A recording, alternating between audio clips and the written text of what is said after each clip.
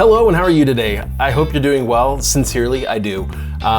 Today, I want to do my best to help you out. You see, I recently did a YouTube Live, and in that live, I took a bunch of questions. There were questions I couldn't get to, and other questions that people have submitted in comments on my YouTube videos.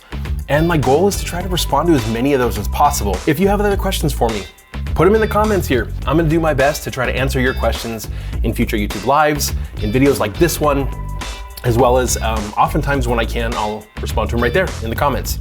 All right, let's get right to it. First question I have today: how well can you rank a blog or website using Blogger or Wix as a platform with a personalized domain? So here's the deal.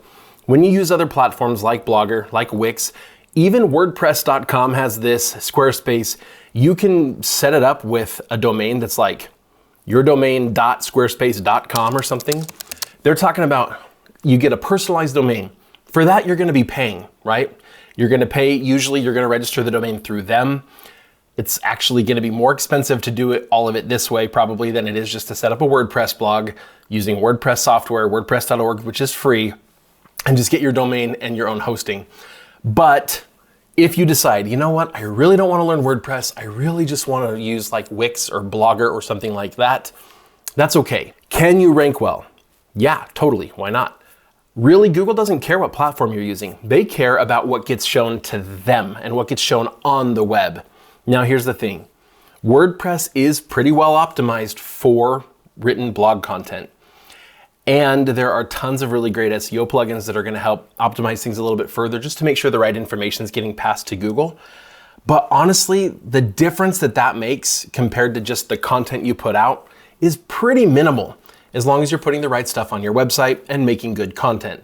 So can you rank, and how well does it rank? It ranks fine. There's no reason why it shouldn't. But the reason that I recommend WordPress is that it is far more capable. With WordPress, there are plugins for everything, and there's like 40 options for everything. And if there just isn't something that does exactly what you want, it can be custom added in. And that's the cool thing about WordPress and how it's open source. So that's why I choose WordPress. But your content can rank just fine elsewhere. All right, let's go on to question number 2. What about using pictures from other blogs? I wouldn't take pictures from another blog and use them on my own for a couple of reasons. One, it's illegal without giving attribution and without having permission from the owner of that blog. Now, if the owner of that blog, it's not their photo either, and they licensed it from some other stock photo agency or stole it from somewhere else on the internet, then you're violating the copyright of somebody else. You need to have permission to use whatever photos you use. When you take your own photos, you own them, and so you have the permission. And if somebody else steals them, you have the right to make them take them down.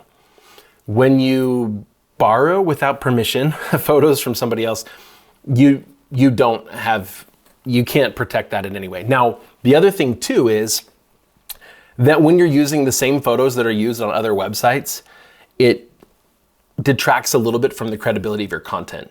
Google can recognize that an image is the same image as is shown elsewhere on the web.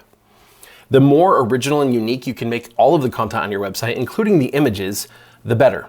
So if you're gonna use stock photos, which can help to fill things in a little bit, I would try as often as you can to customize them. So take the image, use it maybe as kind of a thumbnail image, but add text to it, do some things to where you're taking these pieces and putting them together to create something new. And that works really well. If, by the way, you use your own images, they're unique images, you're more likely to have your blog post show up in Google Discover. That's one of the things they care about, is that you have unique images and a good featured image that's visually appealing. So it's beneficial to not steal photos from other people. It's also not illegal if you use your own photos, or at least use photos that you have a paid license for. All right, moving on to the next one. How do we give a human touch in AI written content? A few things that I would recommend. Use real world examples, real life examples, if you can, to, especially like you're trying to explain a principle, use a real life example. For example, if I'm writing a blog post and it's about riding a dirt bike, and I'm talking about some specific aspect of riding or some specific aspect of maintenance, if I can use an example like, I'm changing the oil in this dirt bike, I'm giving you the step-by-step of it, and I can say, now, when you get to here, This is the part that often gets really messy. Use examples, use real life scenarios, give advice that's really practical based upon experience. If you're writing about stuff that you don't have experience in, you're not gonna be able to write content that's any better than AI. Likewise, giving opinions. AI doesn't really have opinions. And so if you have an opinion, share it as an opinion. I think that for the most part, blog posts need to have facts. These are the answers to the questions that people are likely searching, but also here's the practical side, and here's my experience, and here's my opinion, and this product is better than this product because I like it better for these XYZ reasons. All right, moving on to the next one. I have a new UK blog. In the future, I want to duplicate a US and an Australia version of the website within itself. Some of it may be the same, but there are a lot of differences in terms of terminology, regulations, and practices. Do you think this could harm the site in terms of SEO, or could it help? If you're going to differentiate in the sense that somebody's going to click like a link or a little toggle or something to switch between which country they're in, but basically you could toggle between like, this is the US site, this is the Australia site. And when you switch between them, it's all on the same domain, but it shows totally different content, right? The main blog row is different. The homepage is different. If you're doing it that way, I think this makes a lot of sense. You could also maybe do it using categories and subcategories on your website. So, for things that are just like the same, it doesn't really matter where, it's all really just kind of practical advice. We're not talking about regulations and terminologies, mostly the same. I would just have those categories. And then maybe in some categories where like you're talking about regulations and stuff, you could, have a category for those regulations and then a subcategory that's like US specific, Australia specific. And that way you're only really duplicating the content where it actually makes sense to have a different one. Either it's gonna be basically like 3 almost completely different website experiences, or it's going to be a place where you just differentiate where it makes sense. If we're just talking about a little bit of terminology where it's like in the UK they say this, in Australia they say this, and in the US they say this, but really like other than a couple of words throughout the blog post, all of the other content's the same, you could really just write the article, and then when you get to one of those words, in parentheses you could say, also usually referred to as this in the US and this in Australia. And I think that would be fine too. Really, I don't know that there's a lot of SEO problems with duplicating it 3 times, duplicating everything 3 times, and then having those things that are differentiators. I just don't know that it really adds a lot of benefit. So really structure it the way that's gonna make the most sense for you and the most sense for your users. It can just be really cumbersome if you're literally duplicating the same piece of content 3 times and it's exactly the same in 3 different places. What happens if later you decide that you want to update that article? Now you got to remember, oh yeah, this article's on all 3 websites. I better make sure that I update it in all 3 places. So just figure out what's going to make the most sense to you and to the people reading your blog. All right, on to the next question. If I build authority in a specific topic and I start to write about another topic that's related to my niche but with a different aspect, will the authority I gained from the first topic be considered for the second one? Depending on how closely related they are, yes. And honestly, I think I've found some good value as well in like, if I as an author have some content that's been viewed as authoritative, I have some that's ranking really well, then I as an author am also viewed as more trustworthy kind of across the internet. I have articles in my name that I've written on so many different topics, and I think that it actually helps. Now, even more so if they're within the same niche, right? So let's say we're writing on our website, we're covering kind of one subcategory, we're building topical authority there, and then we choose to cover another subcategory, but it's within the same overall topic. Yeah, absolutely, it's going to help. And as your site and as you as an author become more authoritative over time, it's all going to help future content to rank quickly and for you to be viewed as more authoritative. So the more authoritative content you create, the more trustworthy you're going to be in Google's eyes. All right, next question. What are your thoughts on the platform Medium? It's everywhere on my searches. Well, that's great. If in your searches it's everywhere, then like that tells you something, that Medium is being viewed as a trusted source for the things you're searching for. And if that's true for the niche that you're writing in as well, then publishing some content on Medium is good. I don't think that I would rely on Medium as my blogging platform, like my sole blogging platform. I want to own my website. I want a place where I can send people that I own that traffic. I can get them to sign up for my email list. I can sell them my information product. I always want to have my own website for any topic I'm writing about. But using Medium, like as a place where you can publish an article and hopefully get it to rank more quickly than just publishing it on a brand new website, I think is fine. I just wouldn't spend a lot of your time creating that content because you want to build more authority for your own website. So it's finding the right balance there. I would make sure that your own website has plenty of content first before you really try doing a whole lot of other outreach in your industry. And honestly, publishing on Medium could be viewed as industry outreach. It's kind of like writing a guest post on another blog, but not as good overall. Simply because basically anybody can publish on Medium as long as they haven't been kicked off. There's my thoughts on Medium. Not a bad place to go, but not necessarily the best use of time for the majority of your content. All right, we're only about half done. I got a bunch of questions here and I'm happy to keep answering your questions, and I hope to get a lot more questions from you that I can answer. Some of this is gonna be completely based on my opinion, by the way. It's totally fine if not everyone agrees with the answers I'm giving, but these are based upon just the experience that I've had, and in some cases about just the things I know. And if you find that to be helpful, then let me know by clicking like on this video. And if you're new to this channel, well, I'm all about helping you. So hopefully you'll come back and watch more of our videos. All right, next question. One of my menu items is a custom link. How can I make it so that when clicked, it opens in a new tab? I've never done that before. Typically, when people click on a link on my menu, I don't want it to open in a new tab, but especially if I'm clicking to something off of my website, like even my own YouTube channel, I may also want the tab with my website on it to stay open, right? So that actually makes a lot of sense. And here's how you do it. All right, we're gonna go on the WordPress dashboard to Appearance, Menus. This is still where I, for the most part, build out my menus. Up here in the upper right is Screen Options. I have to hover actually just a little bit above the arrow to get it to drop down. And if you just check this box, Link Target. Now, let's say I'm gonna create a custom link and add it to the menu. Yeah, we'll just go incomeschool.com. We're gonna add that to the menu. Look at that. There's a checkbox now to open in a new tab. I save the menu. Let's go test it. If I go to the menu and I click, there it is, Income School site. I click on that and look, it opened in a new tab. All right, let's move on. Next one. Are web stories good for getting traffic? Sure. I don't see them a whole lot out in the wild, I'll say. Like when I'm using Google, I don't see very many web stories. Since their inception, I haven't really used them a whole lot. I have thought about maybe trying to use them more. They would probably show up more often if more creators use them. I would think Google would want to show them. So sure, go ahead and create them. Once again though, just like with a lot of other social media and other things, I'm probably not gonna dedicate like a huge portion of my time to them. But honestly, I'll bet you could take a blog post and then you could use AI to turn that into like 8 short little snippets that you could put into, that you could create a web story out of.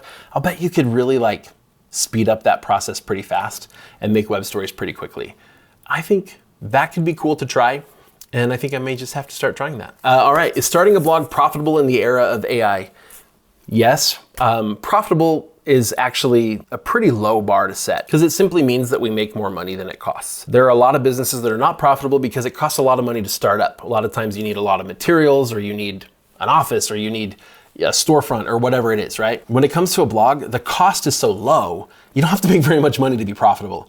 It's very profitable. Now, is it as profitable as it once was? For some people, it's harder now than it used to be.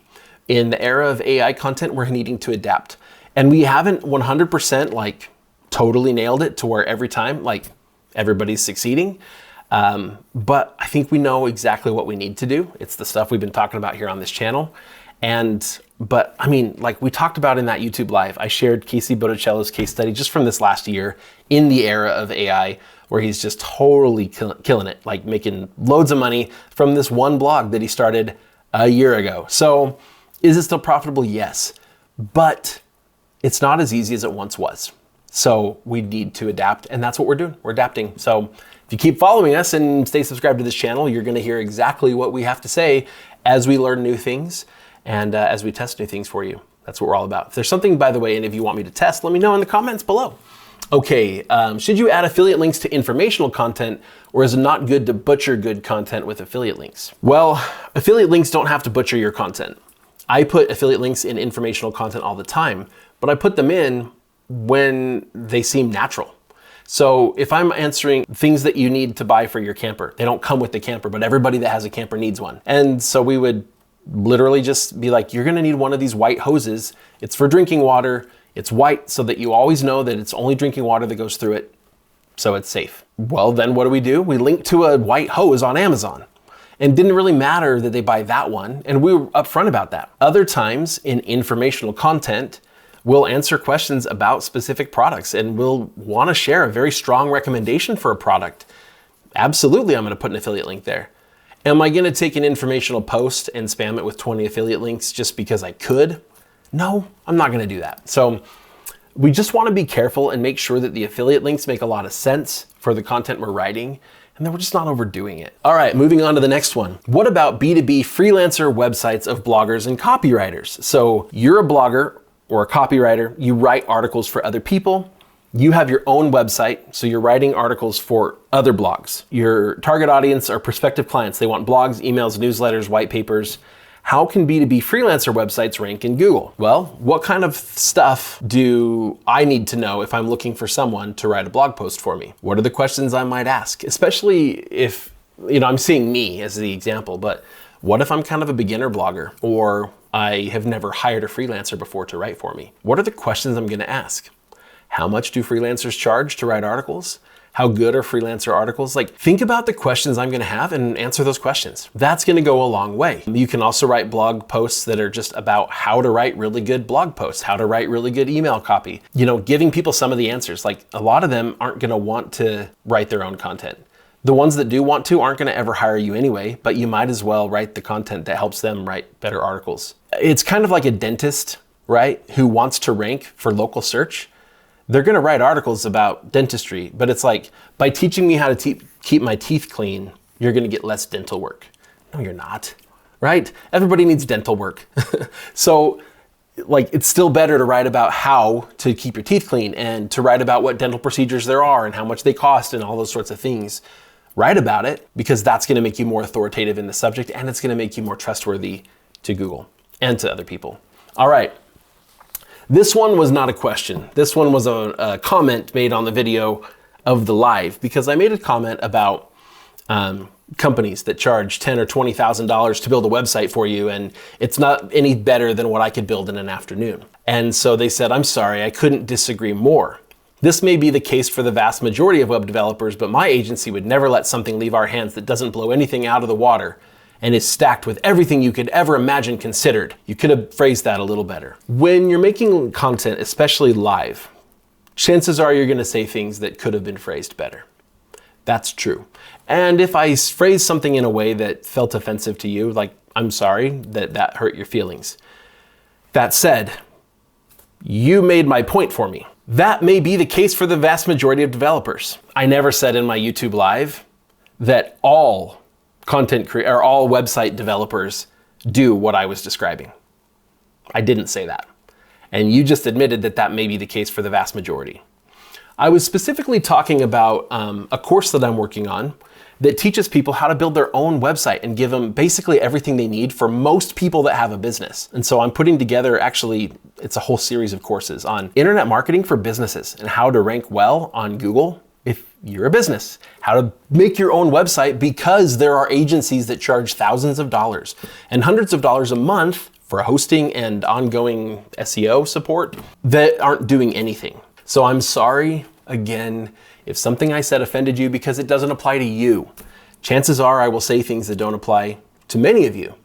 And so when I'm being critical, don't assume I'm talking about you. And if I am talking about you, then do better, I guess.